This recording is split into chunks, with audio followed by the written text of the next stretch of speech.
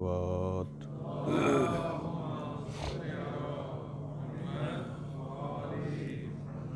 نعرہ تکبیر، نعرہ تکبیر، نعرہ رسالت، نعرہ رسالت، نعرہ حیدری، نعرہ حیدری، حسینیات، حسینیات، یزیدیات، یزیدیات، بر محمد والے محمد صلوات۔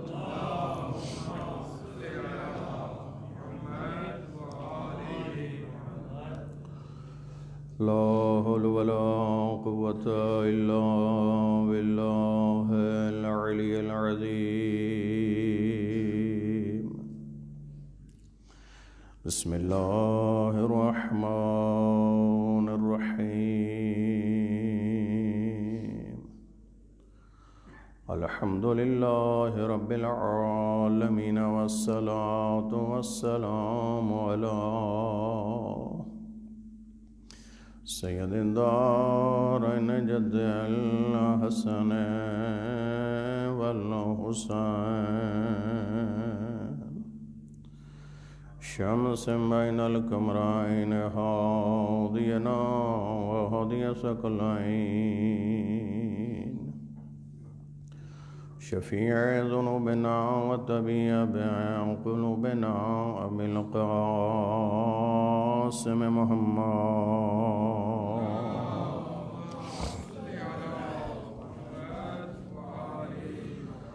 وعلى آل بیتہ الطیبین الطاہرین المعصومین، المنتخبین المنتجابین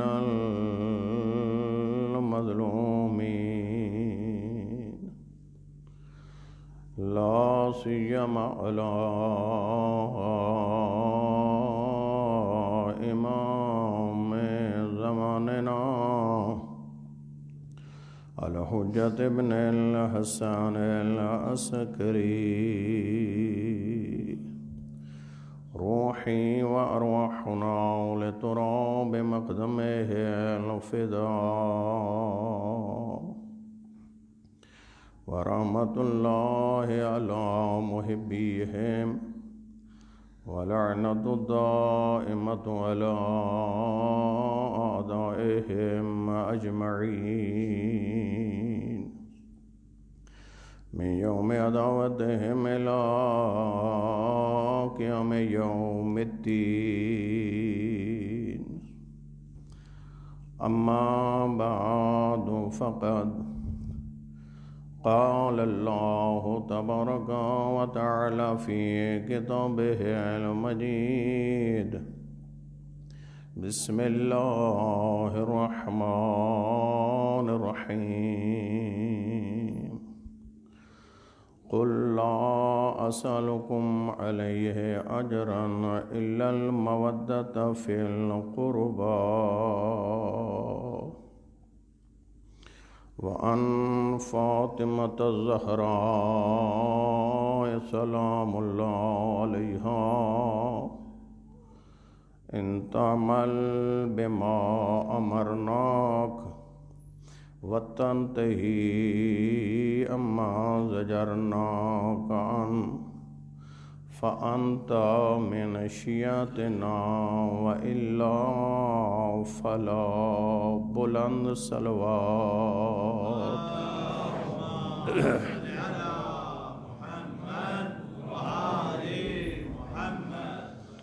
شب شہادت صدیقہ طاہرہ ہے۔ اس عظیم شب مصیبت کے حوالے سے میں سب سے پہلے امام زمانہ عجل اللہ تعالی فرج و شریف اور آپ تمام عاشقان اہل بیت کی خدمت میں تعزیت و تسلیت پیش کرتا ہوں اور دعا گو ہوں خداوند منان اس دنیا میں معرفت کے ساتھ نبی و آل نبی کی ہم سب کو زیارت نصیب فرمائے، اور آخرت میں ان عظیم ہستیوں کی شفاعت سے ہمکنار کرے۔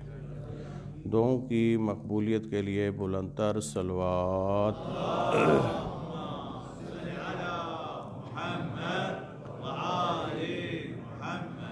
تھوڑی سی آپ توجہ مبذول فرمائیں گے، کیونکہ سیدہ کونین کے حوالے سے گفتگو کرنا آسان کام نہیں ہے۔ عالم امکان کے اندر چند ہستیاں ہیں جن کے حوالے سے لب کشائی کرنا انسان کے بس کی بات نہیں، لیکن اس قید کلیہ کے تحت کہ لا یدرک کلو لا یترک کلو، اگر انسان پورے کا پورا حاصل نہیں کر سکتا تو اپنی توان کے مطابق جو عقیدت کی چند لفظیں پیش کر سکتا ہے تو اسے انسان کو بخل سے کام نہیں لینا چاہیے۔ تو میں آغاز گفتگو میں اپنی عاجزی کا اظہار حقیقتاً کرتے ہوئے کہ موضوع اتنا عظیم ہے جس پہ گفتگو کرنا میری اور مجھ جیسے کہ بس کی بات نہیں ہے، لیکن ساتھ یہ بھی تو حکم ہے کہ تذکرے کرو اپنی توانائیوں کے مطابق، منزل معرفت پیش کرو اپنی منزل معرفت کے مطابق، تاکہ تمہارا شمار بھی ان میں ہو جائے جو ذکر ان کا کرنے والے ہیں اور ان کا ذکر سننے والے ہیں۔ لہذا آیہ مودت من جملہ آیات میں سے ہے جو صدیقہ کبریٰ کی مودت کا قصیدہ پڑھتی ہے، اور بہت سارے علماء سے یقیناً آپ اس پہ ایک کیا دو مجلسیں کیا عشر سماعت فرما چکے ہیں۔ نہایت ہی مختصر سی تمہیدی تفسیر کی گفتگو اس آیہ کے حوالے سے آپ کے سامنے پیش کرنا چاہتا ہوں، اور پھر کوشش کرتے ہیں کہ آج کی شب کے حوالے سے کہ اس عظیم ہستی کے حوالے سے چند باتیں آپ کی خدمت میں پیش کی جائیں۔ اپنی توجہات کو بہتر انداز میں مبذول کرتے ہوئے بلند آواز سے صلوات پڑھ لیجئے۔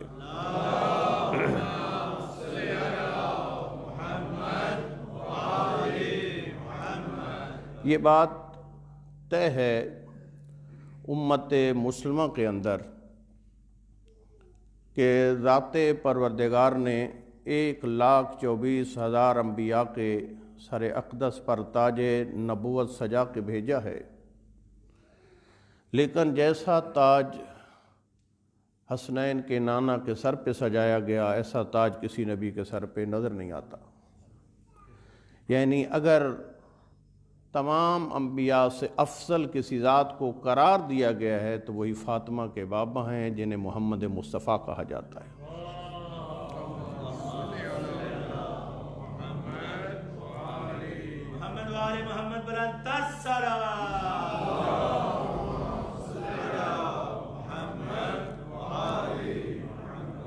امت مسلمہ میں یہ گفتگو ہے ہی نہیں، طے شدہ معاملات ہیں۔ مسلم معاملات میں سے ایک مسئلہ ہے نبی مکرم اسلام کے تمام انبیاء سے افضل ہونے کا، اور وہ اپنی جگہ گفتگو موجود ہے کہ آپ کی افضلیت کے دلائل ہمارے پاس کیا ہیں۔ ان میں ایک وجہ فضیلت یہ بیان کی گئی ہے آپ مقصد تخلیق کائنات، دوسری وجہ بیان کی گئی کہ آپ کے تمام انبیاء سے افضل ہونے کی وجہ یہ ہے کہ آپ نہ فقط مقصد تخلیق کائنات ہیں، آپ مقصد بعثت انبیاء بھی ہیں۔ کہ اگر خداوند متعال نے نبی مکرم اسلام کے سر پر تاج نبوت و رسالت سجا کے نہ بھیجنا ہوتا تو کسی نبی کے سر پر نہ تاج نبوت سجایا جاتا نہ کسی رسول کے سر پر تاج رسالت سجایا جاتا۔ لہذا مقصد بعثت انبیاء بھی ذات مصطفیٰ ہے۔ جب یہ بات طے ہے کہ نبی مکرم اسلام تمام انبیاء سے افضل ہیں تو یہاں سے گفتگو تفسیری شروع ہو جاتی ہے مودت کی، کہ یہاں پہ قل لا اسألکم علیہ اجرا الا المودۃ فی القربى بتفعیل مجالس حسین ابن علی، کسی اور مکتب کے بچے کو یہ بات سمجھ آئے یا نہیں، مجھے یقین ہے کہ میری قوم کا بچہ بچہ اس آیت کے ترجمے سے مفہوم سے آگاہ اور آشنا ہے۔ الحمدللہ کہ یہاں پر اس آیت کے اندر اللہ کہہ رہا ہے قل، اے میرے حبیب کہہ دیجئے، لا اسألکم علیہ اجرا، میں کسی قسم کا تم سے اجر رسالت کا سوال نہیں کرتا، الا المودۃ فی القربى، اگر اجر رسالت کا سوال ہے تو فقط ایک ہی ہے کہ میرے اہل بیت سے، میری عطرت سے، میری ذریت سے مودت رکھنا، مودت کا سوال ہے۔ یہاں سے ایک سوال مفسرین نے اٹھایا اس آیت پہ، اگر آپ کی توجہات میری طرف مبذول ہوں تو میں سوال آپ کی خدمت میں پیش کروں۔ ہمارے ہاں اجر رسالت کی یہ ایک آیت معروف اور مشہور ہے۔ آج چند آیات اور بھی آپ کی خدمت میں اجر رسالت کی رکھنا چاہتا ہوں۔ یقیناً آپ محظوظ ہوں گے، چونکہ اگر ناطق قرآن سے تمسک کرنے والوں نے قرآن کی آیتوں سے محظوظ نہیں ہونا تو اور کسی نے کیا ہونا ہے۔ القرآن مع علی وعلی مع القرآن، قرآن علی کے ساتھ ہیں، علی قرآن کے ساتھ ہیں۔ ذکر علی سے ہمارے قلوب اگر منور ہوتے ہیں تو ذکر قرآن سے بھی ہمارے قلوب منور ہونے چاہیے۔ یہ بات حق و حقیقت ہے یا نہیں؟ اجر رسالت کی یہ آیت سورہ شورى کے اندر موجود ہے، جس کو بہت ممبر پہ پڑھا گیا۔ اب آئیے پڑھنے والے آپ کے سامنے سورہ شعراء سے 5 آیے اجر رسالت پڑھتے ہیں۔ 5 اجر رسالت کی آیتیں پڑھ کر ایک سوال اٹھا رہے ہیں جس کا ہمیں آج کی مجلس میں جواب دینا ہے۔ ویسے یہ جواب فقط مکتب اہل بیت سے تعلق رکھنے والوں پہ نہیں ہے، ہر اس ہستی سے یہ سوال ہے جو کہتا ہے میرا قرآن سے تعلق ہے۔ لیکن یہ ترا امتیاز ہے اہل بیت کے ماننے والوں کا، اگر اہل بیت کے حق کی بات آئی تو جواب اہل بیت کے ماننے والے نظر آئے، اگر قرآن کی بات آئی تو قرآن کا دفاع کرتے ہوئے اہل بیت کے ماننے والے آئے، اگر اسلام کی بات آئی تو اسلام کا دفاع کرنے والے بھی اہل بیت کے ماننے والے نظر آئے، اگر کہیں بھی حق کے دفاع کی بات آئی تو وہاں بھی صف اول میں اگر نظر آئے یا علی نظر آیا یا اولاد علی نظر آئے۔ یہ حق بات ہے۔ سورہ شعراء میں 5 آیتیں پڑھی گئی۔ پہلی آیت حضرت نوح علیہ السلام کی زبانی قرآن نقل کر رہا ہے۔ توجہ ہے میری طرف آپ کی؟ شاید یہ آپ کے لیے نیا رخ ہو گفتگو کا، تھوڑی سی آپ توجہ کریں گے۔ پہلی آیت اجر رسالت کی، جو آیت کس سے تعلق رکھتی ہے؟ جناب نوح کے ساتھ۔ نوح بھی سوال کر رہے ہیں اجر کا، لیکن کیا کہہ رہے ہیں؟ ما اسألکم علیہ من اجر ان اجریہ الا علی رب العالمین، کہ میں تم سے، اے میری امت، میں تم سے کسی قسم کا اجر رسالت، اپنی زحمتیں جو نبوت کو پھیلانے میں اور حق تمہیں دکھلانے میں کی ہیں، اس سلسلے میں تم سے کوئی سوال نہیں کرتا۔ ان اجریہ الا علی رب العالمین، میرا تو اجر عالمین کے رب پر ہے، میں تم سے کوئی اجر کا سوال نہیں کرتا۔ توجہ فرمائیے۔ فاتقوا اللہ اطیعونی، بس تم تقوی الہی اختیار کرو اور مجھ اللہ کے نبی کی اطاعت کا راستہ اختیار کرو۔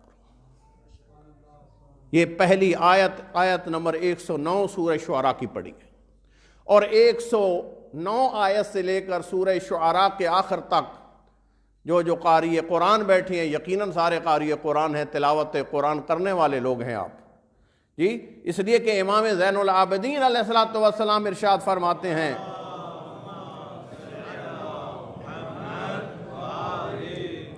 کہ اس پوری کائنات میں، انس پہ قرآن کا جملہ سنیے امام زین العابدین کا، فرماتے اس پوری کائنات میں اگر کوئی ذی روح نہ ہوتا، فقط سید سجاد ہوتا اور اللہ کی یہ لا ریب کتاب ہوتی، تو میں کبھی بھی کائنات میں تنہائی محسوس نہ کرتا۔ یہ انس ہے قرآن کے ساتھ۔ اور سیدہ کونین فرماتی ہیں حببا الی من دنیاکم ثلاث، سیدہ بطول کو تمہاری دنیا میں سے 3 چیزیں بڑی پسند ہیں۔ پہلی چیز میری آقا دادی فرماتی ہے تلاوت و کتاب اللہ، اللہ کی لا ریب اور بے عیب کتاب کی تلاوت بطول کو بڑی پسند ہے۔ وَالنَّظَرُ فِي وَجْهِ رسول اللہ، اور افضل الانبیاء کے چہرے کی طرف دیکھنا بطول کو بڑا پسند ہے۔ والانفاق فی سبیل اللہ، اور راہ خدا میں انفاق کرنا بطول کو بڑا پسند ہے۔ توجہ فرمائیے قبلہ، یہ وہ قرآن ہے۔ اور پہلی آیت اجر رسالت اور سوال اجر سورہ شعراء کے اندر حضرت نوح کی زبانی، بالکل ایک ہی لب و لہجہ 5 نبیوں کی زبان سے۔ دوسرا لب و لہجہ چند آیتیں آگے بڑھ کر سورہ شعراء کے اندر ہی ساری 5 کی 5 آیتیں موجود ہیں۔ حضرت ہود علیہ السلام کی زبانی یہی لفظ ہیں، ما اسألکم علیہ اجرا ان اجریہ الا علی رب العالمین۔ حضرت ہود فرماتے ہیں میں تم سے کسی قسم کا میری امت اجر کا سوال نہیں کرتا، ان اجریہ الا علی رب العالمین، میرا اجر بھی میرے عالمین کے رب پر ہے۔ توجہ فرمائیے، اور آگے لفظ یہی ہیں، فاتقوا اللہ واطیعونی، تقوی الہی اختیار کرو اور مجھ اللہ کے نبی بنام ہود کی اطاعت کا راستہ اختیار کرو۔ دوسری آیت، تیسری آیت جناب لوط کی زبان سے بالکل یہی لفظ ہیں، ما اسألکم علیہ اجرا ان اجریہ الا علی رب العالمین، میں تم سے کسی اجر کا سوال نہیں کرتا، میرا اجر تو عالمین کے رب پر ہے۔ فاتقوا اللہ واطیعون، تقوی الہی اختیار کرو اور میری اطاعت کا راستہ اختیار کرو۔ توجہ فرمائیے، پہلے نبی حضرت نوح، دوسرے نبی حضرت ہود، تیسرے نبی حضرت، توجہ ہے آپ کی، حضرت لوط، اور چوتھے نبی ہیں حضرت صالح علیہ السلام۔ بالکل یہی لفظ ہیں، ما اسألکم علیہ اجرا ان اجریہ الا علی رب العالمین، میں تم سے کسی اجر کا سوال نہیں کرتا، میرا اجر تو عالمین کے رب پر ہے۔ فاتقوا اللہ واطیعونی، تقوی الہی تم اختیار کرو اور مجھ صالح نبی کی اطاعت کا راستہ اختیار کرو، اطاعت کرو میری، فرمانبرداری کرو میری۔ کتنے نبی ہو گئے؟ 4۔ 5ویں نبی کی زبان سورہ شعراء کے آخر میں حضرت شعیب علیہ السلام کی زبان سے بالکل یہی لفظ ہیں، ما اسألکم علیہ اجرا۔ توجہ ہے تھوڑی سی میری طرف آپ کو؟ کہیں زیادہ اتر تو نہیں گیا آیات کے اندر؟ تھوڑا تھوڑا میرے ساتھ چلیں۔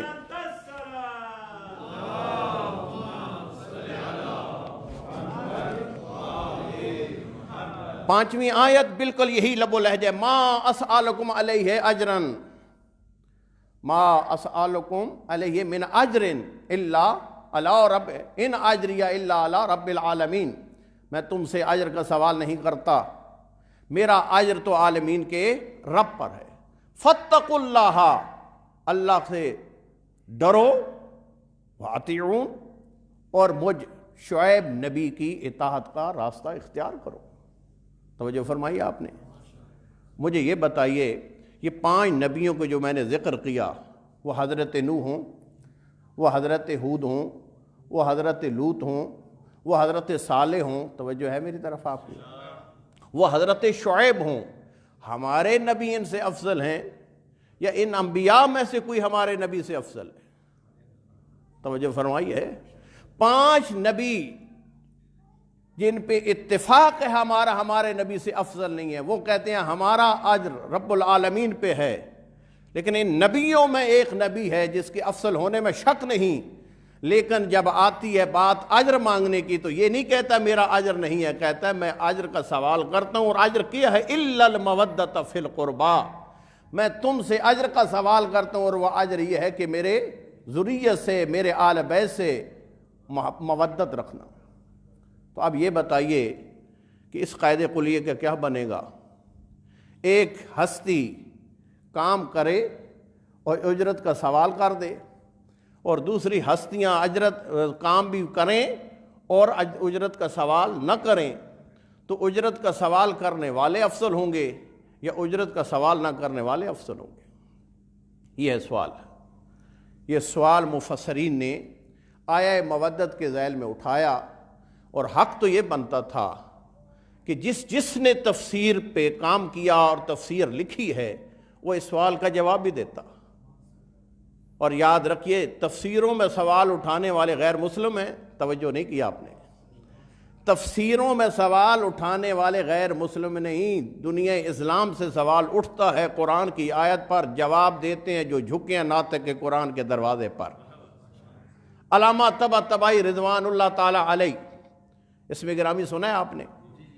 عظیم نام، بہت معروف ہے امام خمینی رضوان اللہ تعالی علیہ کا انقلاب کے لانے میں، لیکن اس انقلاب کو چلانے میں اور انقلاب کو برپا کرنے میں جو شخصیتیں تربیت کی گئی ہیں، امام تو مسلسل جلا وطنی میں رہے ہیں، اس عظیم شخصیت کا کردار کا جسے دنیا علامہ طباطبائی کہتے ہیں، جو آخری وقت تک اتنا عظیم مفسر ایک کرائے کے گھر میں رہا، ایسا عظیم مفسر قرآن، اور جس نے تفسیر قرآن کے درس کو حوضوں میں عام کیا، یہ وہ شخصیت تھی علامہ طباطبائی رضوان اللہ تعالی علیہ کی۔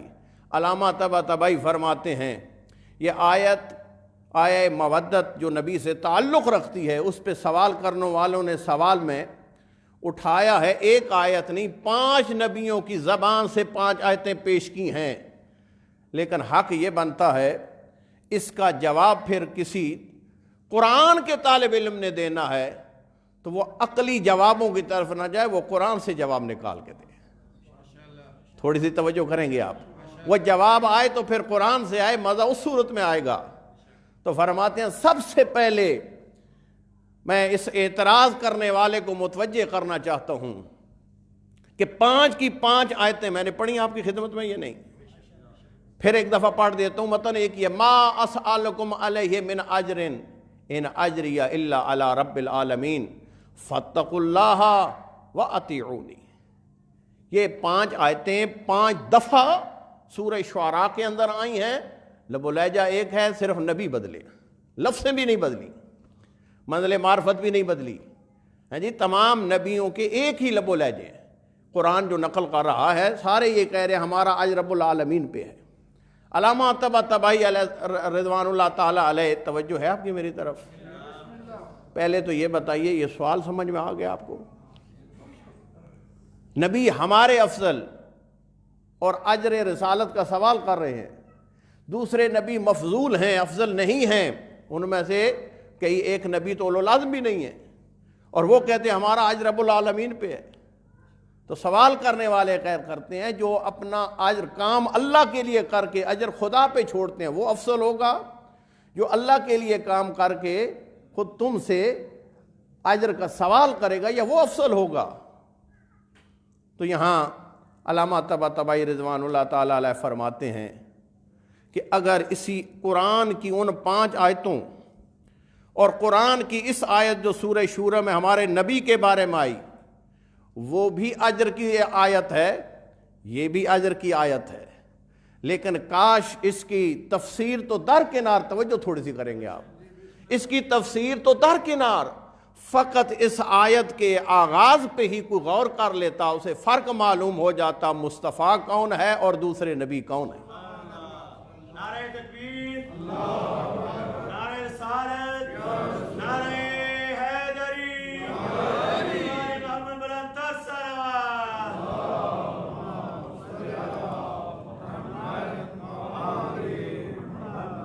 توجہ فرمائیے قبلہ، 5 آیتوں میں آغاز ہو رہا ہے وَمَا أَسْأَلُكُمْ، میں سوال نہیں کرتا کسی اجر کا، میرا اجر رب العالمین پہ ہے، لیکن اسی لب و لہجے میں چلتی آیت حضرت نوح نے کہے تو یہی لفظیں کہیں وَمَا أَسْأَلُكُمْ، حضرت ہود نے کہا تو وَمَا أَسْأَلُكُمْ، حضرت لوط نے کہا تو توجہ ہے میری طرف آپ کی، حضرت صالح نے کہا تو وَمَا أَسْأَلُكُمْ، حضرت شعیب نے کہا تو وَمَا أَسْأَلُكُمْ، لیکن جو ہی زہرا کے نانا بابا سے تعلق رکھنے والی آیت آتی ہے تو وہاں ما أَسْأَلُكُمْ سے آغاز نہیں ہوتا، وہاں ہوتا ہے قل، وہاں کہا جائے کہتا ہے قل، یعنی وہاں نبیوں نے اپنی زبان سے کہا، لیکن زہرا کے بابا نے خود نہیں کہا، اللہ نے کہا میرے حبیب تو کہہ دے،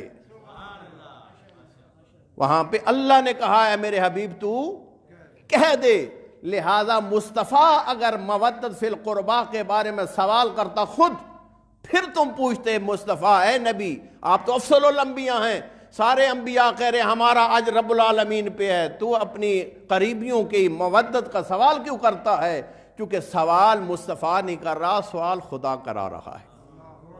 لہذا یہ سوال پھر کرنا ہے تو مصطفیٰ سے نہ کرو، مصطفیٰ نے جس کے کہنے پہ سوال کیے ذرا اس سے پوچھو کہ اے ہمارے کچھ توجہ فرمائی آپ نے، اے ہمارے پروردگار، نہ منزل نوح میں تو نے کہا قل، نہ تو نے منزل لوط میں کہا قل، نہ منزل ہود میں کہا تو نے قل۔ تھوڑا سا قرآن سے عشق رکھنے والے ذرا توجہ فرمائیں گے، نہ صالح کی منزل میں قل آیا، نہ شعیب کی منزل میں قل آیا، لیکن جو ہی مصطفیٰ کی منزل آئی اجر رسالت کے سوال کرنے کی تو وہاں تو نے کہہ دیا ہے میرے حبیب قل، کہہ دے تو کہ میں مودت فی القربا کا تم سے اجر کا سوال کرتا ہوں۔ تو یہاں بڑا عجیب جملہ علامہ طباطبائی نے فرمایا، خدا نے چونکہ کہلوایا تھا مصطفیٰ سے، تھوڑے سے بیدار ہوں گے آپ، کہلوایا تھا مصطفیٰ سے، مودت فی القربا کا سوال کرایا تھا خدا نے، اب چاہیے یہ تھا کہ خدا ہی پھر سوال کا بھی جواب دیتا، اور کہتے ہیں خدا نے پھر جواب دیا، اور وہ بھی پوری آیت اتار کے جواب دیا۔ اور وہ آیت کیا اتاری؟ توجہ فرمائیں گے آپ؟ 3 آیتیں اجر رسالت کی پڑھنے لگوں، ایک آپ نے سنی ہوئی ہے، 2 اور، تینوں آیتیں جو نبی مکرم اسلام سے تعلق رکھتی ہیں، تینوں کے آغاز میں قل آیا ہے۔ 5 آیتیں 5 نبیوں سے تعلق رکھتی ہیں، اجر کا سوال ہوا ہے، کسی کے آغاز میں قل نہیں آیا۔ اب سنیے، یہاں قل لا اسالکم علیہ اجرا الا المودۃ فی القربا۔ اب سوال جب یہ بنا کہ نبی کیوں کر سوال کر رہے ہیں مودت فی القربا کا، سارے نبی کہہ رہے ہیں ہمارا عالمین کے رب پر ہے اجر، تو یہاں خداوند متعال نے مصطفیٰ کی طرف سے یہ جواب دیا، قل، اے میرے حبیب اگر یہ سوال کرتے ہیں نا تو مودت فی القربا کا سوال کر رہا ہے تو ان کو پھر میری طرف سے پھر کہہ دے، قل ما سألتکم من اجر فہو لکم ان اجری الا علی اللہ۔ اے میرے حبیب تم یہ کہہ دو کہ میں نے تم سے جو اجر رسالت کا سوال کیا تھا اور کہا تھا کہ مودت فی القربا رکھو، وہ میں نے نہ اپنی ذات کو فائدہ پہنچانا تھا نہ آل کو فائدہ پہنچانا تھا، فہو لکم، اس کا فائدہ فقط اے امت تمہیں تھا، اس کا فائدہ اے امت فقط تمہیں تھا، اس لیے میں نے تم سے سوال کیا ہے اور فائدہ تمہیں پہنچانا ہے۔ جہاں تک میرے اجر کا تعلق ہے، ان اجریہ الا علی اللہ، میرا اجر تو اللہ ہی دے گا، میرا اجر تو اللہ ہی دے گا۔ یہ فائدہ پہنچانا مقصود تھا کس کو حضور؟ امت مصطفیٰ کو۔ اور دوسری آیت، یہ 2 آیتیں، پہلی قل لا اسألکم علیہ اجرا الا المودۃ فی القربا، دوسری آیت آ گئی نبی سے تعلق رکھنے والے، قل ما سألتکم من اجر ان اجری علی اللہ۔ تیسری آیت بھی پیش کر دیجئے آپ کی خدمت میں جی۔ تیسری آیت آئے مودت ہے، وہ بھی آئے اجر رسالت ہے، اور اس میں لفظیں یہ ہیں، قل، اے میرے حبیب کہہ دیجئے، ما اسألکم من اجر الا من یشاء ان یتخذ الی ربہ سبیلا۔ اے میرے حبیب کہہ دیجئے میں تم سے کسی اجر کا سوال نہیں کرتا، اگر سوال ہے میرا تو فقط یہ ہے کہ اللہ کے راستے پہ گامزن ہو جاؤ، الا من یشاء ان یتخذ الی ربہ سبیلا۔ میرا سوال تو اجر رسالت کا فقط اس سے ہے جو یہ چاہتا ہے اپنے رب کے راستے پہ گامزن ہوئے، اور وہ بھی راستے پہ گامزن ہونا ہے، من یشاء کی تعبیر ہے اپنی مرضی سے گامزن ہونا ہے، اکراہ کر کے جبر کر کے گامزن کرنا نہیں ہے۔ اور یہ اس لیے ہے من یتخذ الی ربہ سبیلا کہ تاکہ تم راہ خدا پر گامزن ہو جاؤ۔ تو کیا بات ہو گئی؟ ایک آیت میں آیا قل لا اسألکم علیہ اجرا الا المودۃ فی القربا، دوسری آیت میں آ گیا قل ما اسألکم علیہ من اجر الا من یشاء ان یتخذ الی ربہ سبیلا۔ ایک جگہ کہا جا رہا ہے میرا اجر یہ ہے کہ میرے قریبیوں سے مودت رکھو، دوسرے میں کہا جا رہا ہے میرا، اللہ کہہ رہا ہے اے میرے حبیب کہہ دے میرا اجر یہ، توجہ ہے میری طرف آپ کی، کہ میرا اجر یہ ہے کہ راہ خدا پہ گامزن ہو جاؤ۔ تو یہاں سے معلوم ہوتا ہے 2 اجر رسالت کی آیتوں کو جب ملا دو گے جن کے آغاز میں کل آیا ہے تو تمہیں یہ بات سمجھ میں آ جائے گی کہ نبی مکرم اسلام سے خدا یہ کہلوا رہا ہے کہ میری مودت رکھو میری آل سے، مودت رکھو میری ذریت سے، اور دوسری لفظوں میں اس کو اگر تعبیر کرنا چاہیں کہ میرے راستے پہ گامزن ہو جاؤ، یعنی اللہ کے راستے کا دوسرا نام ہے آل بیت عصمت و طہارت سے مودت رکھنا، اور آل بیت سے مودت رکھنے کا دوسرا نام ہے اللہ کے راستے پہ گامزن ہونا۔ محمد والے محمد بلند السلام۔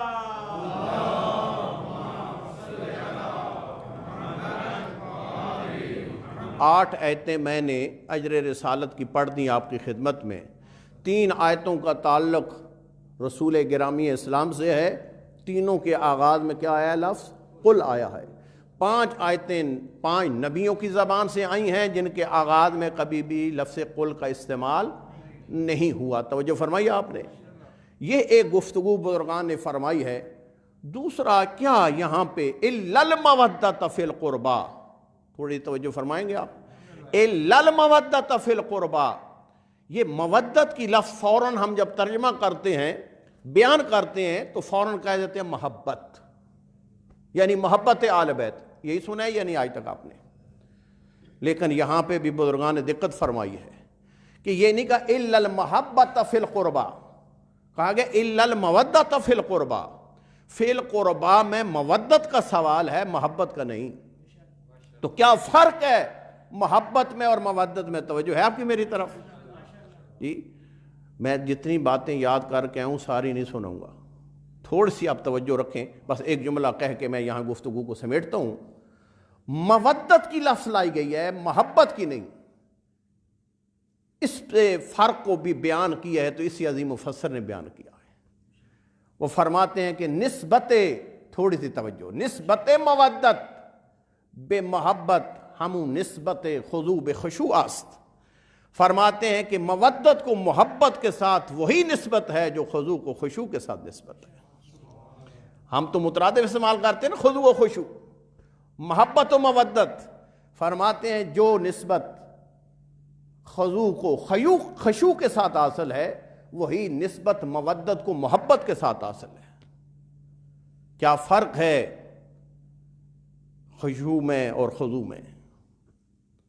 فرمایا خشوع ایک کیفیتی است کہ در قلب پیدا می شود۔ خشوع اس کیفیت کا نام ہے جو اللہ کی عظمت کو دے کر بندے کے دل میں طاری ہوتی ہے۔ اس دل کی کیفیت کا نام ہے خشوع، جو عظمت الہی کے سامنے جب انسان قرار پاتا ہے اور باور کرتا ہے کہ وہ عظیم ذات ہے میرے سامنے، تو اس کی وجہ سے جو کیفیت دل پہ طاری ہوتے ہیں اسے خشوع کہتے ہیں۔ یہ کیا ہے خشوع؟ خضوع کیا ہے؟ فرمایا کہ وقتی این کیفیت در مقام عمل ہوئے دا می شود خضوع می شود۔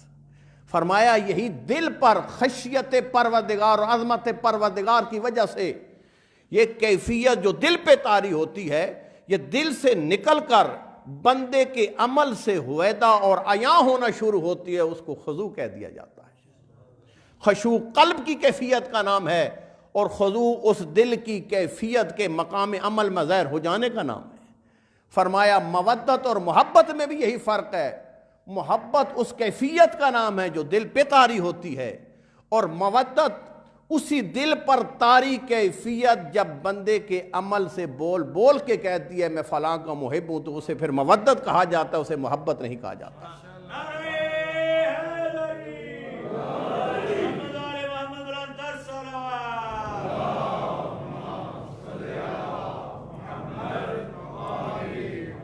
پس کیا فرق ہوا مودت اور محبت میں؟ محبت ہے دل کی گرہ لگ جانی اہل بیت کے ساتھ، جی ان کی ذات سے الفت رکھنی شروع کر دے، انسان لگاؤ پیدا کر لے، اس کو کہیں گے محبت جو دل کی کیفیت ہے۔ لیکن یہ جب لگاؤ رکھتے ہیں تو اپنے محبوب کے امر و نہی پر عمل کر کے آپ یہ ظاہر کرتے ہیں میں کسی اور کو حوبدار نہیں، میں اس کا حوبدار ہوں، یہ میرا عمل بتلا رہا ہے، میرا عمل بتا رہا ہے۔ اسی لیے امیر بیان ارشاد فرماتے ہیں من احبنا فلیعمل بعملنا، جو یہ دعویٰ رکھتا ہے کہ میں علی اولاد علی سے محبت رکھتا ہوں، فَلْيَعْمَلْ بِعَمَلِنَا، اسے پھر چاہیے کہ عمل بھی وہ کرے جو میرا اور میری اولاد کا عمل ہے۔ اور اسی منزل مودت کو سیدہ کونین نے اپنے لفظوں میں پیش کیا، وہ آپ کی خدمت میں پیش کر دوں۔ سیدہ کونین نے اسی مودت کی لفظ کو، یعنی مودت فقط اور فقط دل میں موجود ایک عشق، دل میں موجود ایک کیفیت لگاؤ جو ہے اس کا نام نہیں ہے، بلکہ اس لگاؤ کے آثار انسان کے عمل میں ظاہر ہوں، اسے مودت کہتے ہیں۔ اور یہاں ہی ایک جملہ میں بھول نہ جاؤں، وہ بھی آپ کے اذان کے حوالے کر دوں۔ بہت سارے دعوے دار محبت آل بیت ہیں، لیکن یاد رکھنا اللہ نے محبت آل بیت کا نہیں اجر مانگا، نبی کی زبان سے یہ کہلوایا مودت آل بیت چاہتا ہوں۔ یعنی اگر دل میں محبت ہو تو عمل بھی پھر وہ کرنا ہے جو آل کر کے دکھا گیا۔ یعنی نماز ایسی ہو، میں پتہ نہیں کیا کہہ رہا ہوں، آپ کو توجہ دے رہے ہیں یا نہیں؟ ہر مکتب میں لوگ کہتے ہیں ہم حبدار آل بیت ہیں، کہہ رہے ہیں یا نہیں؟ میری جان، حبدار کی منزل اور ہے، مودت فی القربہ کی منزل میں آنے کی منزل اور ہے۔ مودت فی القربہ اس صورت میں آئے گی کہ جب انسان دل میں لگاؤ رکھتا ہے محمد و آل محمد سے، اور اس کی پھر نماز بھی وہی ہوتی ہے جو علی و اولاد علی کی تھی، اس کا روزے کا انداز بھی وہی ہوتا ہے جو علی اور اولاد علی کا ہوتا ہے، اس کے حج کے اعمال بھی وہی ہوں گے جو علی اور اولاد علی کے تھے۔ پھر ہم کہیں گے یہ مودت فی القربہ کا فریضہ ادا کر رہا ہے۔ لیکن دل میں دعویٰ ہو میں محبت رکھتا ہوں فلاں کا، اور عمل کسی اور سے تعلق رکھتا ہو، اس کو میں حبدار تو مان لوں گا، مودت فی القربہ کا فریضہ ادا کرنے والا نہیں مان سکتا۔ مودت فی القربہ اور محبت فی القربہ اگر کہنا چاہوں مختصر لفظوں میں تو یوں کہوں گا، آل بیت کی ذات کو مانا جائے یہ محبت آل بیت ہے، آل بیت کی بات کو مانا جائے یہ مودت فی القربہ ہے۔ اگر ان کی ذات پر عقیدہ رکھتے ہوئے، ان سے عشق دل میں رکھتے ہوئے، اپنے اعمال بھی ان کے کہنے کے مطابق انجام دے، اسی لیے سیدہ کونین نے ارشاد فرمایا ان تعمل، یہی مودت کی تعبیر ہے لیکن سیدہ بطول کی زبان سے ہے، ان تعمل بما امرنا، توجہ ہے میری طرف آپ لوگوں کی، ان تعمل بما امرنا کا وتنتہی اما زجرنا کا ان فانت من شیعتنا والا فلا۔ بی بی کہتی ہے جس چیز کا ہم نے حکم دیا ہے اس پہ تو اگر عمل کرتا ہے، ساری باتیں بھول جانا۔ آج کی مجلس ہے سیدہ بطول کی، اس جملے کو یاد رکھو۔ بی بی کیا فرماتی ہیں کہ اگر تمہارا عمل ایسا ہے کہ جس چیز کا ہم نے حکم دیا اس پہ عمل کرتے ہو، اور جس چیز سے ہم نے تمہیں روک دیا اس سے تم رک گئے ہو، تو یقین کر لو انت من شیعتنا، پھر تو ہمارا شیعہ ہے۔ وَإِلَّا فَلَا، اگر ہمارا امر اور ہے تیرا عمل اور ہے۔ ہم نے کہا ہے رک جا حرام چیزوں سے، حرام سے رکتا نہیں، تو واجبات سے رک جاتا ہے۔ ہم نے کہا واجبات کو ادا کر، تو واجبات سے رک جاتا ہے۔ جی رکنا تھا ان چیزوں سے جن سے آل بیت نے روکا ہے، انجام ان چیزوں کو دینا تھا جن کو حکم دیا ہے آل بیت نے انجام دینے کا۔ تو اگر اس فارمولے پہ تو عمل کرتا ہے تو انت من شیعتنا، تو پھر ہمارے شیعوں میں سے ہے۔ وَإِلَّا فلا، پھر تو دعوی محبت رکھ، اپنے آپ کو ہمارا شیعہ نہ کہنا۔ جب تو ہمارے کہنے پہ عمل نہیں کرتا، ہمارے رکنے سے رکتا نہیں، تو پھر تو حبدار تو ہو سکتا ہے، ہمارا شیعہ نہیں ہو سکتا۔ یہ مودت فی القربہ کی تعبیر کو سیدہ بطول نے اپنے لفظوں میں پیش کیا، اور بالکل اسی انداز کو اصول کافی کے اندر امام باقر علیہ السلام نے بیان فرمایا ہے۔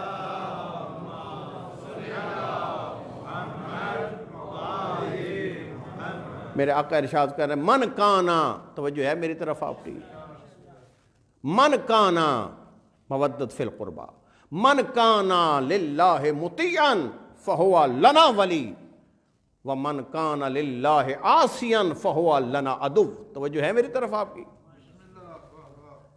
اصول کافی تیرا اور میرا 5واں معصوم امام کیا ارشاد فرماتے ہیں، معیار بتا رہے ہیں ہمارا حبدار ہونے کا معیار کیا ہے، ہمارا دشمن ہونے کا معیار کیا ہے۔ کچھ ہم نے آل بیت کی دوستی اور دشمنی کے معیار بنائے ہیں، کچھ عصمت کی زبان پہ معیار چلے ہیں. کیا خیال ہے اس منبر صادقین پر ہماری گناہگار زبانوں پہ جاری ہونے والے معیار چلیں گے یا وہ معیار چلیں گے جو عصمت کی زبان پہ جاری ہوں؟ ہماری بات کی حیثیت ہی کیا ہے ان کی بات کے سامنے؟ سنیے معیار. میرے آقا فرماتے ہیں دوستی اور دشمنی اہل بیت تمہارے ذہن میں کیا معیار ہے نہیں معلوم. سنیے تیرا اور میرا پانچواں امام کیا من کان للہ مطیعا فہو لنا ولی. فرمایا جو اللہ کا اطاعت گزار ہے وہی ہمارا حبدار ہے. جو اللہ کا اطاعت گزار ہے وہ ہمارا حبدار ہے. آگے جملہ بڑا سخت ہے لیکن میری مجبوری یہ ہے کہ معصوم کی زبان سے نکلی ہوئی لفظوں کو آگے پیچھے کس طرح کروں. آگے یہ نہیں فرمایا ہم سے اس کا تعلق نہیں، فرمایا من کان للہ عاصیا فہو لنا عدو. جو خدا کا نافرمان ہے یہ نہیں میرے آقا فرماتے اس کا ہم سے تعلق، فرمایا وہ ہمارا دشمن ہے. مجالس ہیں ہی خواب غفلت سے بیدار کرنے کے لیے، ہے یا نہیں؟ شاید ایک نقطہ میری پوری مجلس جو علماء کرام ماشاءاللہ مسلسل یہاں افادہ فرماتے ہیں، آپ استفادہ کرتے ہیں، پوری مجلس شاید کسی کے اوپر سے گزر گئی ہو، اور شاید ایک نقطہ بیچ میں ایسا آ جائے کہ ایک فرد کی مجلس میں اس کی تقدیر بدل دے. ہے یا نہیں؟ شہید دست غیب رضوان اللہ تعالیٰ علیہ کا نام سنا ہے؟ بہت ساری اردو میں ان کی کتابیں آ چکی ہیں. حج کے لیے تشریف لے گئے اور خانہ کعبہ میں بیٹھے ہیں اور خانہ کعبہ میں بیٹھ کر تلاوت قرآن کر رہے ہیں. آیت اللہ شہید دست غیب شہید محراب تلاوت قرآن فرما رہے ہیں، اور تلاوت قرآن کرتے کرتے اتنے میں ان شیراز سے تعلق تھا. اسی شیراز کا بہت بڑا متمول بہت بڑا مالدار آدمی یوں آ کے ان کے پاس بیٹھ گیا. پاس بیٹھ کے کہتا ہے آقا میں آپ کو ڈسٹرب کر رہا ہوں، آپ بڑی خاص ایک کیفیت میں اللہ کے گھر میں بیٹھ کر اللہ کی کتاب کی تلاوت کر رہے ہیں، لیکن میں بھی نیاز مند ہوں، میں بھی اندر بہت ساری کمی محسوس کرتا ہوں. میں نے دیکھا یہی وقت ہے لینے کا، یہی وقت ہے کچھ لینے کا. مجھے بس ایک موضع کر دیں، ایک نصیحت کر دیں تاکہ اس میں پلے باندھ لوں، شاید میری تقدیر بدل جائے. یوں کھلا قرآن شہید دست غیب کے سامنے تلاوت کر رہے ہیں، یوں کر کے قرآن بند کیا. کہا نام تھا اس کا امتیاز. فرمایا جو فارسی انداز ہے، اے آقا امتیاز بتا تو نے اپنی آخرت کا انتظام کیا کیا ہے؟ اے آقا امتیاز ذرا یہ بتا تو نے آخرت کا انتظام کیا کیا ہے؟ بس یہ جملہ کا اپنی تلاوت شروع کر دی. کہہ رہے میں وہاں ہی بیٹھ گیا، میں اپنے آپ کو یہی جملہ کہتا اے آقا امتیاز تو نے آخرت کا انتظام کیا کیا. مناسک حج میں انجام دیتا رہا اور اپنے آپ کو یہ جملہ یاد کراتا ہے اے آقا امتیاز تو نے آخرت کا انتظام کیا کیا. اے آقا امتیاز تو نے آخرت کا انتظام. حج کے مراسم اجا کر کے میں وطن واپس آیا، شیراز پہ پہنچا، بستر پہ لیٹتا ہوں، اپنے آپ کو خطاب کرتا ہوں اے آقا امتیاز تو نے آخرت کا انتظام کیا کیا. اتنے میں نے وہاں فیصلہ کیا. آقا امتیاز کہتا ہے میں نے دیکھا کہ میں نے آخرت کا کیا انتظام کیا. اتنا مال دنیا میرے پاس ہے، کچھ نہیں کیا. تو اب سے اے آقا امتیاز آخرت کا انتظام کرنا شروع کرو. اس آقا امتیاز نے علماء بیان فرماتے ہیں ایک نہیں کئی ایک مدارس دینیہ تعمیر کی ہے. اس ایک جملے نے اسے متوجہ کر دیا کدھر تو گم ہے، تو نے آخرت کا انتظام کیا کیا. اس لیے میں کہہ رہا ہوں کہ کبھی ایک جملہ ہوتا ہے، ایک جملہ جی توجہ اگر ہو جائے، چونکہ مجالس کا مقصد ہی خواب غفلت سے بیدار کرنا ہوتا ہے، اور مومنین تاکہ خواب غفلت سے بیدار کو منزل یقظہ میں آئیں. اگر درست راست سے بے گامزن ہے تو اس کے بعد مزید اس پر کاربند رہیں. اگر تھوڑا بہت ہی کمی پیشی سستی قائلی ہے تو آج کے بعد متوجہ ہو جائیں کہ میں سیدہ کونین کی مجلس میں گیا تھا اور وہاں کہنے والے نے یہ بات بھی کہی تھی کہ ہم تو بڑے بے بانگے دہل نعرے لگاتے ہیں. جی کیا کہتے ہیں آپ؟ بڑے خوبصورت آپ کے نعرے ہیں، حب علی رحمت اللہ، بغض علی جملے کہتے ہیں یا نہیں؟ دشمنان اہل بیت پہ ڈھیلے پڑ گئے ہیں، دشمنان اہل بیت پہ، لیکن معذرت کے ساتھ دشمنان اہل بیت پہ لعنت کرنی ہے اس معیار کو ذہن میں رکھ کے نہیں جو آپ کے اور میرے ذہن میں، اس معیار کو ذہن میں رکھ کر تیرے اور میرے پانچویں معصوم امام نے جو بیان کیا ہے۔ اب ذرا اس نعرے کو لگائیں، آپ کو متوجہ ہوگی۔ اس لیے تو کہتے ہیں بہت سارے قاری قرآن ہیں، تلاوت قرآن کرتے ہیں، قرآن ان پہ لعنت کر رہا ہوتا ہے۔ بہت سارے نعرے ہم لگا دیتے ہیں، توجہ نہیں ہوتی ان لعنتوں اور ان نعروں کی، خدا نہ کرے اس کی لپیٹ میں ہم خود بھی آ رہے ہوتے ہیں۔ جی فرمایا جو جو حبدار ہے، جو اللہ کا اطاعت گزار ہے وہ ہمارا حبدار ہے، اور جو خدا کا نافرمان ہے وہ ہمارا دشمن ہے۔ جی میں اسی فرمان کو آئینہ بنا کر ایک لمحہ کے لیے اپنے آپ کو اس آئینے میں دیکھوں، اسی فرمان کو معیار بنا کر کہ میں حبدار اہل بیت کے صف میں کھڑا ہوں یا دشمنان اہل بیت کے صف میں کھڑا ہوں۔ معیار ہے خدا کی فرما برداری اور خدا کی نافرمانی۔ بڑے بڑے جملے سیدہ صدیقہ طاہرہ کی فضیلت اور عظمت کے کہے گئے، لیکن یقین کریں بسا اوقات لکھنے والا اور بسا اوقات پڑھنے والا وہ ارادہ بھی نہیں رکھتا کہ کتنا گہرا جملہ کہہ کے گزر جاتا ہے۔ یہ ہے یا نہیں؟ توجہ کرنے والے توجہ کرتے ہیں، ان کو پتہ چلتا ہے کتنا عظیم جملہ کہہ گیا یار۔ مصر کا ایک محقق ہے، کتاب لکھی فاطمہ ام ابیہا۔ کتاب کیا لکھی؟ مولا امیر کی فضائل میں بھی ایک کتاب لکھی ہے، اور بی بی کے بارے میں نام رکھا کتاب فاطمہ ام ابیہا، کتاب کا نام رکھتا ہے۔ اور کتاب کے نام رکھنے کے بعد سیرت فاطمہ میں جملہ ایک ہی کہا اس نے اور لکھ کے گزر گیا، لیکن میں آپ کی توجہ دلا رہا ہوں، جملہ ایک ہے لیکن بی بی کی عظمتوں اور فضیلتوں اور کمالات کے سمندر کو اس نے ایک جملے میں بند کر دیا۔ سنیے جملہ، سیدہ کونین کے بارے میں ایک سنی عالم لکھتا ہے، کانت میرا آتن لے ابیہا، سیدہ کونین اپنے باپ کا کامل آئینہ تھی۔ سیدہ کونین اپنے باپ کا کامل آئینہ، جس سے پورا محمد مصطفیٰ نظر آتا ہے۔ اس آئینے کا نام کیا ہے؟ بطول، یعنی جہاں پہ مصطفیٰ کی ساری عظمتیں نظر آتی ہوں اس کردار کا نام بطول ہے، جہاں پہ مصطفیٰ کے سارے کمالات نظر آتے ہوں اس کردار کا نام بطول ہے، اور جہاں پہ ساری فضیلتیں مصطفیٰ کی نظر آتی ہوں اس کردار کا نام بطول ہے۔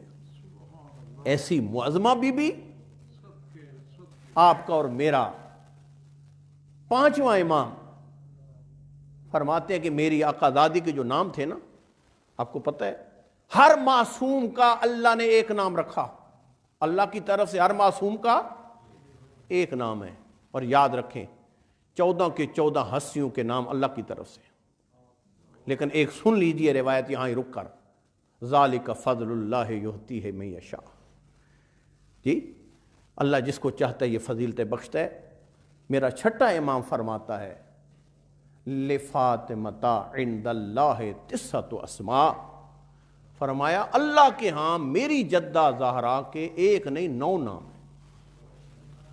یعنی خدا کی طرف سے 9 نام جس بی بی کو عطا ہوئے اس کا نام بطول ہے، وہ بنت رسول ہے۔ تیرا اور میرا آقا علی عظمتوں کی کس چوٹیوں پہ ہے علی؟ جی واقعاً پہلے مولا علی کس کو سمجھ میں آئے پھر یہ جملہ سمجھ میں آئے گا کیا کہہ رہے ہیں۔ فرماتے ہیں لی الفخر بے فاطمۃ و ابیہا، میرے آقا فرماتے ہیں پوری کائنات میں بعد از خدا علی کسی کے وجود پر فخر کرتا ہے تو وہ ایک وجود فاطمہ ہے اور ایک وجود مصطفیٰ ہے۔ علی جیسا باعظمت فرماتا ہے کسی پہ فخر ہے مجھے تو وجود فاطمہ، وہ وجود مصطفیٰ ہے۔ اور بی بی کے نام جو فاطمہ رکھا گیا، علل الشرائع میں بہت ساری وجہ بیان کی شیخ صدوق نے، کیونکہ وقت کے دامن میں گنجائش نہیں، فقط ایک وجہ بیان کروں گا۔ سمیت فاطمہ، فاطمہ رسول سے یہ روایت انہوں نے نقل کی ہے کہ نبی فرماتے ہیں میری بیٹی کا نام اللہ نے فاطمہ اس لیے رکھا لأن اللہ فاطمہ وفاطمہ من احبہا عن النار، ہاں اللہ نے میری بیٹی فاطمہ کا جو نام فاطمہ رکھا اس لیے کہ وہ خود بھی جہنم کی آگ سے محفوظ ہے، اور جو اس کی محبت کا دم بھرتا ہے وہ بھی جہنم کی آگ سے محفوظ ہے۔ جہنم کی آگ سے جو حبدار ہے وہ بھی محفوظ ہے۔ امام باقر علیہ الصلوۃ والسلام ارشاد فرماتے ہیں محشر برپا ہوگا، محشر برپا ہوگا، شب شہادت ہے۔ میں شاید مصائب کے دوران یہ جملے نہ کہہ سکوں، بہت سارے لوگوں نے اپنے اپنی مشکلوں کے حل کے لیے دعا کا کہا ہے۔ ایک جوان ہے، کڑگل جوان، اس کا آپریشن ہے، کل انہوں نے فون کیا کہ ہمارے لیے، چونکہ بی بی کا عزا کیا یہاں میں آپ کو کہ ذکر کی سعادت ہے، آل بیت کی ہستیوں میں سے ہر ہستی باب اللہ ہے، لیکن میں نے جو اپنے بزرگ مراجع اساتذہ سے سیکھا، انہوں نے فرمایا کہ کسی بھی ہستی سے توسل جب تمہارا درگاہ الہی میں قبول نہ ہو پھر آ جاؤ بطول کے دروازے پر۔ یہ ایسا توسل ہے جی جو تمہیں محال چیزیں نظر آتی ہیں، انہونی نظر آتی ہیں، یہ اتنا عظیم مقام اور مرتبہ اس مظمہ کا، وہ مشکل تمہاری حل ہوتی ہیں اس دروازے پہ آ کر، لیکن یہ عظمت سامنے ہو۔ امام باقر فرماتے ہیں معاشر برپا ہوگا، کچھ کی پیشانی پہ مومن لکھا ہوگا، کچھ کی پیشانی پہ کافر لکھا ہوگا، کچھ کی پیشانی پہ مومن، کچھ کی پیشانی پہ کافر۔ کافروں کو لے جایا جا رہا ہوگا جہنم کی طرف، مومنوں کو لے جایا جا رہا ہوگا جنت کی طرف۔ توجہ کیجئے گا، اتنے میں کچھ وہ لوگ جن کی پیشانی پہ مومن لکھا ہوگا، کچھ لوگ جن کی پیشانی پہ مومن لکھا ہوگا، تیرا میرا پانچواں امام فرماتا ہے ان کو فرشتے کھینچ کے بجائے جنت کی طرف لے جانے کے جہنم کی طرف کھینچ کے لے جا رہے ہوں۔ جن کی کچھ لوگ جن کی پیشانی پہ مومن لکھا ہوگا ان کو فرشتے کدھر لے جا رہے ہوں گے؟ جہنم کی طرف لے جا رہے ہوں گے۔ اور اس منظر پہ نگاہ پڑے گی سیدہ بطول کی، جو ہی بی بی دیکھیں گے نا، چند جن کی پیشانی پہ مومن لکھا ہوا ہے ان کو کھینچ کے لے جا رہا ہے جہنم کی طرف، بی بی فوراً خطاب خدا سے کرے گا، اے میرے اللہ کیا تو نے میرا نام فاطمہ نہیں رکھا تھا؟ اے میرے اللہ کیا تو نے میرا نام فاطمہ نہیں رکھا تھا؟ اے میرے اللہ تو اپنی وعدہ خلافی نہیں کرتا، اپنے وعدوں کو پورا کرنے والا ہے، کیا تو نے نہیں کہا تھا میں بھی جہنم کی آگ سے محفوظ ہوں، اور جو میرے حبدار ہیں وہ بھی جہنم کی آگ سے محفوظ ہیں؟ اے میرے اللہ میں کیا دیکھ رہی ہوں، ان کے پیشانی پہ مومن لکھا ہوا ہے، ان کو کھینچ کے لے جایا جا رہا ہے جہنم کی طرف۔ تو سنو گے جواب؟ تیرا اور میرا پانچواں امام فرماتا ہے فوراً آواز قدرت آئے گی، ہاں سیدہ بطول، بے شک میں نے تیرا نام فاطمہ رکھا، بے شک میں نے تیرے ساتھ وعدہ کیا، تو خود بھی محفوظ ہے، جو تیرا حبدار ہے وہ جہنم کی آگ سے محفوظ ہے، اور میں اپنے وعدے کے برخلاف بھی نہیں کرتا۔ لیکن یہ سارا منظر بنا اس لیے ہے تاکہ یہ اپنے اعمال کی وجہ سے جو مستحق جہنم ہیں ان کو فرشتے جہنم کی طرف لے جائیں، اور تیرے اندر اپنے حبداروں کی محبت جب جوش مارے اور تو کرے گی ان کی شفاعت، اے زارا تیری شفاعت کی وجہ سے جہنم کے دروازے سے جب یہ پلٹیں گے نا، تو جملے سنیے، سارے فرشتوں کو معلوم ہوگا کتنی باعظمت ہے زہرا، سارے انبیاء کو علم ہوگا کتنی باعظمت ہے زہرا، اور تیسرا جملہ ہے ساری بہشتی مخلوق کو علم ہوگا کتنی باعظمت ہے زہرا، کتنی باعظمت ہے زہرا۔ یہی جملے ہیں مقتل کے اندر، یہ فطرت مستور ہے، شب شہادت ہے۔ دو جملے فقط توسل کے کہتا ہوں۔ توسل بھی میں نے جو جملہ کہا ہے نا، یقین کریں ایک کتاب لکھی گئی کرامات فاطمیہ، بی بی کے دنیا سے اٹھ جانے کے بعد کس کس نے کس کس رنگ میں توسل کیا اور کس طرح بی بی کے دروازے سے انہوں نے شفا پائی. اور اسی کرامات فاطمیہ کتاب کے اندر، تاکہ آج کی مجلس کی عظمت کی طرف آپ متوجہ ہو جائیں اور اپنی پریشانیوں کو بڑا نہ دیکھیں، اپنے اس وسیلے کی عظمت کی طرف متوجہ ہوں. وہاں لکھا میلانی بزرگ کا واقعہ. میلانی بزرگ مشہد میں تشریف فرما تھے، مرج عظیم تھے. ان کے پاس غیر مسلم جرمن سے ایک جوڑا آیا، ایک بیٹی تھی ان کے ساتھ، اور کہا جی ہمیں کلمہ پڑھائیں. اور ساتھ جملہ کہا کلمہ وہ پڑھانا ہے جس مکتب اسلام میں سے، جس مکتب کا تعلق فاطمہ سے ہے. کہا ہمیں کلمہ پڑھا دیں، لیکن وہ مکتب جو اسلام کے اندر ہے جس کا تعلق فاطمہ سے ہے. آیت اللہ میلانی میرے لاکھوں درود و سلام ہو ان مراجع پہ، اگر یہ سوال نہ کرتے یہ عظمتیں کہاں بیان ہوتی اور کہاں یہاں پہنچتی. فوراً سوال کرتے ہیں میلانی بزرگ کہ میں اس وقت تک آپ کو کلمہ نہیں پڑھاؤں گا جب تک تم وجہ نہیں بتاؤ گے کہ کلمہ پڑھنا کیوں چاہتے ہو. شاید آپ کا توجہ ہو گئی. یہی توسل کا واقعہ آپ کے آج متوسل ہونے کے لیے، گریے کے لیے کافی ہوگا. میلانی بزرگ کو وہ کہتے ہیں وہ راز کی بات ہے، ہمیں تم کلمہ پڑھا دو. کہا نہیں، میں جب تک تم مجھے بتاؤ گے نہیں اس وقت تک میں کلمہ نہیں پڑھاؤں گا. ادھر سے مسلسل انکار، ادھر سے مسلسل اصرار. بالآخر انہوں نے دیکھا کہ یہ ہستی اب کلمہ نہیں پڑھائے گی.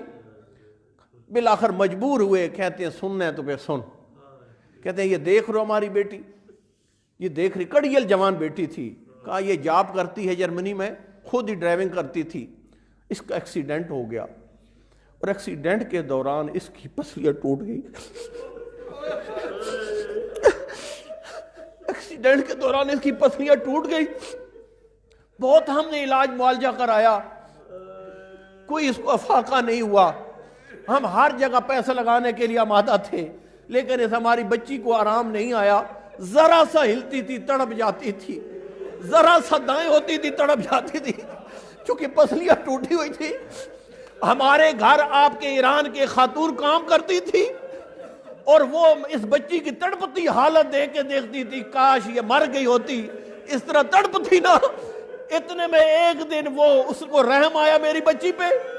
کہا کہ تو علاج کروا چکی ہے؟ کہا میں بس علاج اتنا کروانا ہے کرا چکی ہوں، کوئی ایسی دعا کر مجھے موت آ جائے، میں دنیا سے اٹھ جاؤں. چونکہ مرنا آسان ہے، یہ پہلو زخمی اور پسلیاں ٹوٹی ہوں یہ زندگی کرنا آسان نہیں ہے. اتنے میں اس نے کہا کہ میں تجھے آج لے جاتی ہوں ایک ڈاکٹر کے پاس. اس مزمہ نے کہا میں تجھے لے جاتی ہوں ایک ڈاکٹر کے پاس اور میں تجھے یہ اس کو آ کے لے جاؤ میرا علاج ہو جائے. جتنا پیسہ کہا اس نے کہا جی نہیں، یہاں علاج کے لیے پیسے نہیں چاہیے، یہاں فقط خلوص چاہیے. اگر خلوص کے ساتھ تو پیش ہو گئی اور میں تجھے گارنٹی دیتی ہوں تجھے شفا مل جائے گی. کہا بتائے. کہا کہ ایک رخ کیا، وہ فرما رہے ہیں صاحب کتاب نے لکھا رخ پہ قبلہ کیا. رخ پہ قبلہ کر کے کہا کہ ذرا اپنی توجہ کے ساتھ آواز دے، یا زہرا یا زہرا یا زہرا. یہ آوازیں دے ذرا. وہ اپنی جرمنی زبان میں یہ آوازیں دے رہی تھی. اتنے میں اس کا باپ کہتا ہے کہ میری بیٹی پہ ایسی کیفیت طاری ہوئی کہ وہ بھی تڑپ رہی تھی رو رو کے، میں سینے خانہ میں تڑپ رہا تھا، ماں اس کی تڑپ رہی تھی.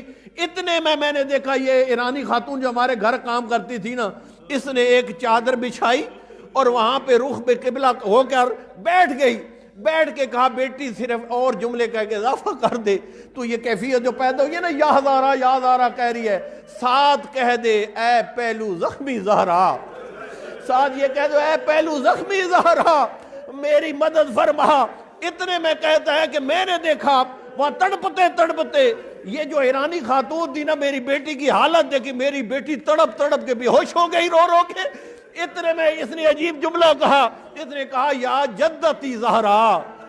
ایرانی خاتون ہے، اس سے پتہ چلتا ہے وہ سیدزادی تھی.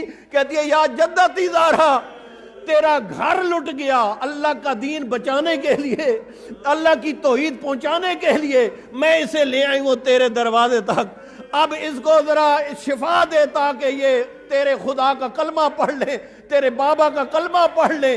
اتنے میں وہ رو رو کے تڑپ کے کہہ رہی تھی، اتنے میں میری بچی پہ سکوت طاری ہوا، میں نے سمجھا میری بیٹی دنیا سے اٹھ گئی ہے، میں نے سمجھا بیٹی دنیا سے اٹھ گئی ہے۔ اتنے میں آیا، میں دیکھتا ہوں کوئی زندگی کے آثار نہیں، تھوڑی دیر ہوئی میری بچی تڑپ کے اٹھی، فوراً تڑپ کے اٹھی اور دائیں بائیں دیکھتی ہے حیران و پریشان ہو کر۔ میں نے فوراً، باپ کہتا ہے گلے لگایا، گلے لگا کے کہا، کہتی ہے بابا میں صحیح اور سالم ہو گئی ہوں، اب میرے پہلو کی زخمی درد ختم ہو گئے ہیں۔ کہا بیٹی بتا تو صحیح ہوا کیا؟ کہتی ہے سنو گے جملہ زیادہ ہو، ایک غیر مسلم ہے، کہتی ہے جب میں کہہ رہی تھی نا یا زہرا تجھے اپنے پہلو زخمی کا واسطہ، اتنے میں نے دیکھا ایک سیاہ برقعے والی بی بی تھی جس کے اب بھی پہلو پہ ہاتھ تھا، ایک ہاتھ میرے پہلو پہ پھیر کے کہتی تھی اٹھ جا تو شفا پا گئی ہے، اٹھ جا تجھے اللہ نے شفا دے گئی ہے۔ میں بابا اٹھی ہوں، میں شفا پا چکی ہوں۔ دیکھا تم نے اس معظمہ کا غیر مسلموں پہ اثر، بطول کے دردوں سے میں وقت کے دامن میں گنجائش نہیں۔ عزادارو آج کی رات یہی زہرا اس دنیا کو چھوڑ رہی ہے، اور مدینہ والے جو کہتے تھے نا اے علی زہرا کو اپنے رونے کے وقت مقرر کرے، آج مدینہ والے آزاد ہو گئے، آج مدینہ والوں کو چین ہو گیا، لیکن آج حسین و حسن یتیم ہو گئے۔ اتنا مقتل کا جملہ ہے، یہ دن جب آیا نا بی بی دو عالم اتنی زخمی تھی، یہ سننا زکوں کے جملہ اتنا زخمی تھی، اتنی نحیف ہو چکی تھی، سیدہ بطول بستر سے نہ دائیں ہو کروٹ بدل سکتی تھی نہ بائیں کروٹ بدلتی تھی۔ امام باقر کا یہ جملہ ہے، میرا آقا ارشاد فرماتا ہے قد ذابت من الحزن وذهب لحمها، میری جدہ کی کیا حالت تھی؟ فرماتے ہیں جس کا پورا بدن گھل گیا تھا، ذابت گھل گیا تھا، وذهب لحمها جس کے بدن پہ فقط ہڈیاں رہ گئی تھی، گوشت ختم ہو گیا تھا۔ اس حالت میں بطول اٹھی، اتنا مقتل کہتی ہے دیوار کا سہارا لے کے، یوں سہارے لے کے اس جگہ پہ آئی جہاں پہ پانی کے برتن پڑے تھے، وہاں پہنچی اور بلایا حسن حسین کو قریب، کہا میں چاہتی ہوں تمہیں غسل دے دوں۔ مجھے نہیں معلوم اس زخمی پہلو بھی ماں نے کس طرح حسن حسین کو غسل دیا، مجھے علم نہیں، ذرا خود سوچ لو، وہ ماں جسے علم و چند لمحوں کی میں مہمان ہوں، اس ماں کی کیفیت کیا ہوگی، کس حال میں غسل دے رہی ہوگی۔ میں تو اتنا جملہ کہتا ہوں، ادھر سے پانی بہاتی ہوگی، ادھر سے آنسو بہاتی ہوگی، اور دل ہی دل میں کہتی ہوگی میرے اللہ یہ کم سے حسن حسین ہے۔ اتنا مقتل کا جملہ ہے، جب غسل دے چکے میرے آقا تشریف لائے، دیکھا دختر رسول اپنے بستر پہ موجود رہی ہے، میرے آقا نے گھر میں نظر دوڑائی، دیکھا جہاں پہ گھر میں پانی کے برتن ہے وہاں بنت رسول موجود ہے، تو میرے آقا آئے، کہا بنت رسول لگتا ہے صحتیاب ہو گئی ہو، آپ تو اٹھ ہی نہیں سکتی تھی۔ کہا اے علی اور بات ہے جو بچوں کے سامنے نہیں بتائی جا سکتی، مجھے بچوں کا غسل مکمل کر لے دے، تو غسل مکمل ہوا۔ کہا اے علی ذرا آؤ کمرے میں تجھے بتاتی ہوں۔ کمرے میں گئے آقا، کہا اے علی مجھے نانا بابا ملے ہیں خواب میں، کہا زہرا تو ان قریب میرے پاس پہنچنے والی ہے، مجھے یہ خبر دے دی ہے۔ میں نے کہا میں حسن حسین کو زندگی کا آخری آپ غسل ہاتھوں سے دے دوں، زینب ام کلثوم کے کپڑے تبدیل کر دوں، یہ میں نے کیا ہے۔ اتنے میں میرے آقا فرماتے ہیں اے زہرا کوئی اور بھی بات کرنا چاہتی ہے؟ اتنے میں میری آقا دادی عجیب جملہ مقتل کا کہتی ہے علی اگلے جملے جو کہنا چاہتی ہو کوئی گھر کا بندہ اور نہ سنے، دروازہ بند کر دے، گھر کمرے کا حجرے کا دروازہ بند ہوا۔ بڑے عجیب جملے ہیں، ایک مرد اعظم نے قم میں یہ جملے فرمائے ہیں۔ جب یہاں پہ پہنچے نا، یہاں پہ بی بی نے پہلے جملہ کہا علی کو یا علی، بلکہ جملے جس طرح روایت کے نقل ہیں یبن الام ما اہتنی کاذبتن وقائلتن۔ بی بی فرماتے علی جب سے میں تورے گھر میں آئی ہوں تو نے مجھے کبھی زہرا کو جھوٹ بولتے نہیں دیکھا۔ علی جب سے میں تیرے گھر میں آئی ہوں تو نے مجھے جھوٹ بولتے نہیں دیکھا. پھر فرماتی ہے وما خلفتک منذ عاشرتنی، اے علی جب سے تیری میری ازدواجی زندگی شروع ہوئی ہے میں نے کبھی بھی تجھ وقت امام کی مخالفت نہیں کی. اتنا میں نے جملہ بزرگ عالم سے سنا ہے. ادھر سے بطول کی زبان پہ لفظ کاذبہ آیا، سن کے علی بے بس ہو کے رویا. علی کی آنکھوں میں آنسو آئے اور میرا آقا فرماتا تھا تو وہ معظمہ ہے اور جس کی عصمت کا قصیدہ آیا ہے تطہیر پڑھتی ہے، یہ باتیں تو زہرا کیوں کر رہی ہے؟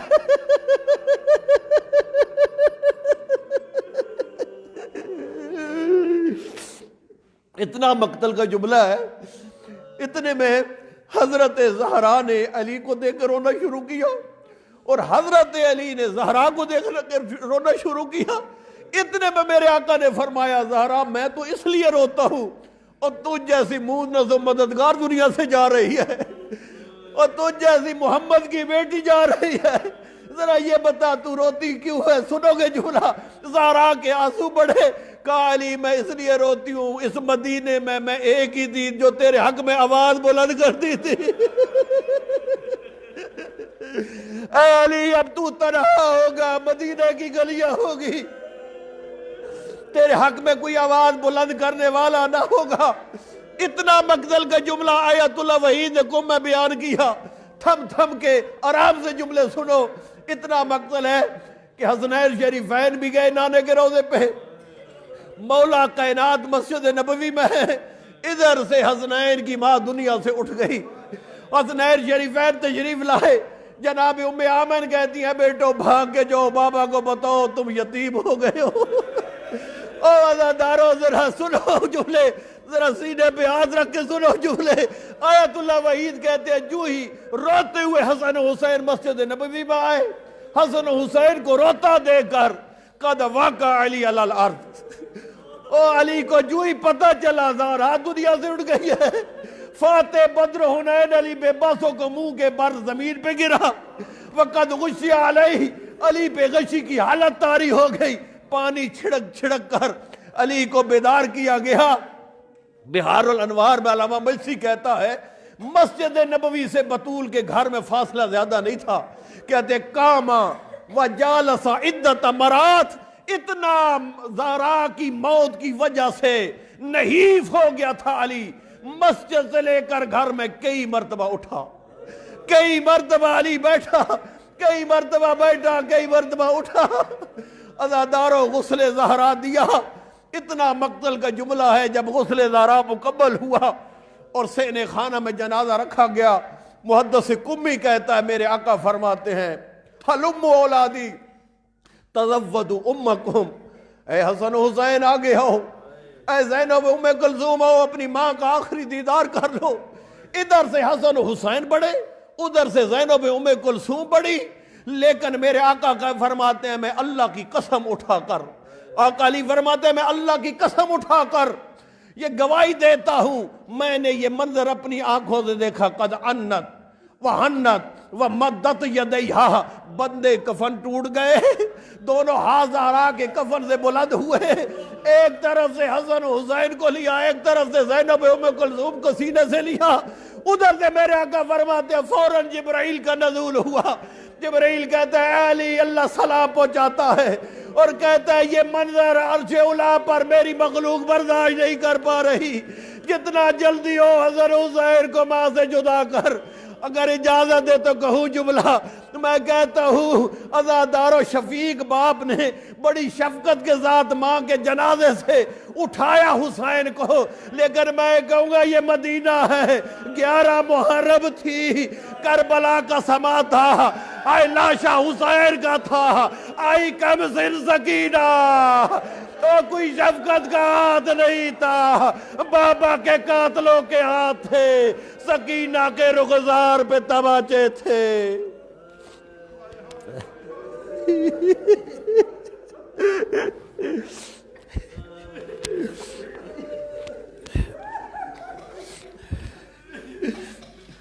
ماتم حسین